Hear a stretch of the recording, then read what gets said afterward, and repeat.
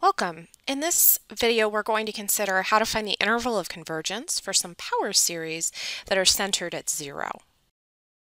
So to begin, I'd like to look at this first example. We have the power series sum from n equals 0 to infinity of x to the n over n squared.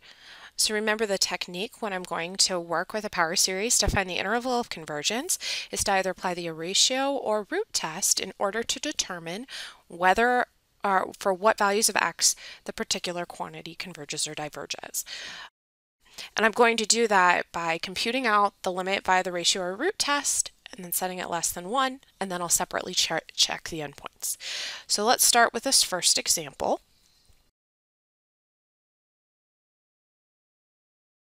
We're going to consider the limit. Let's go ahead and do root test here. Why not? We haven't done a lot of that.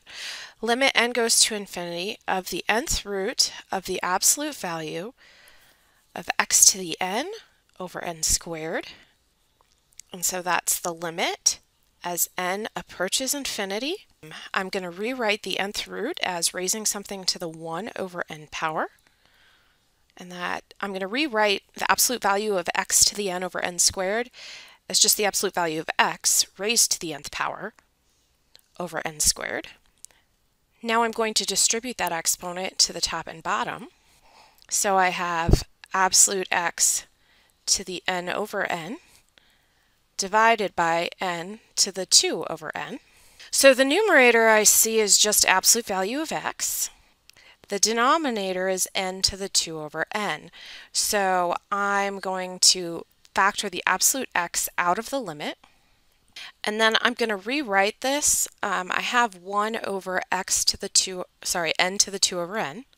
So let's consider this limit. So let's find limit as n approaches infinity of n to the 2 over n. So I'm going to use the e to the log trick. Take the limit as n approaches infinity of e to the natural logarithm of n to the 2 over n.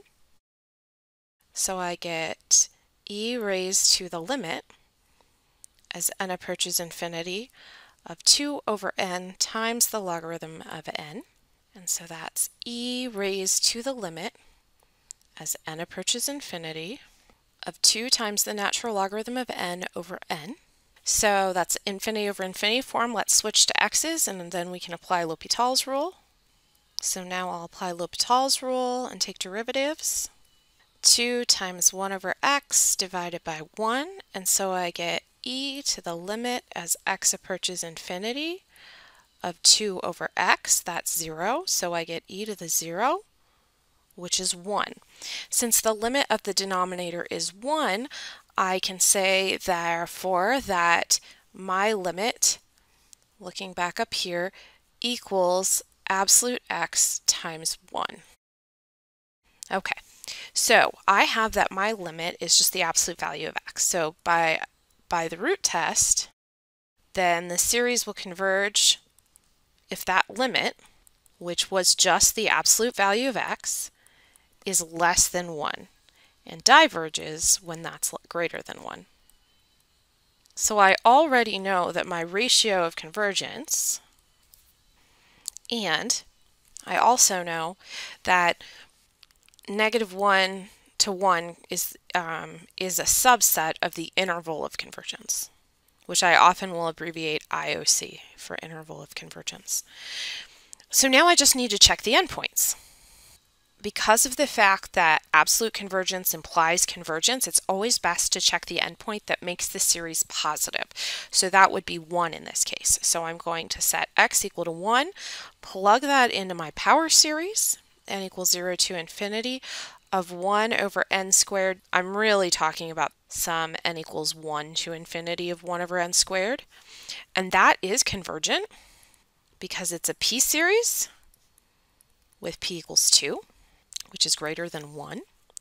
And because of that fact, since that one's convergent, then when x equals -1, I just noticed that I could take the absolute value series, -1 to the n over n squared. If I take the absolute value of that series, then that is the series I just worked with, which I proved converges. So when x equals -1, it's absolutely convergent. and therefore convergent. And for this reason, we get that the interval of convergence for this example is going to be the closed interval -1 to 1. So we're saying that if I plug any value in for x into this power series between -1 and 1, the resulting series that I obtain will be a convergence series.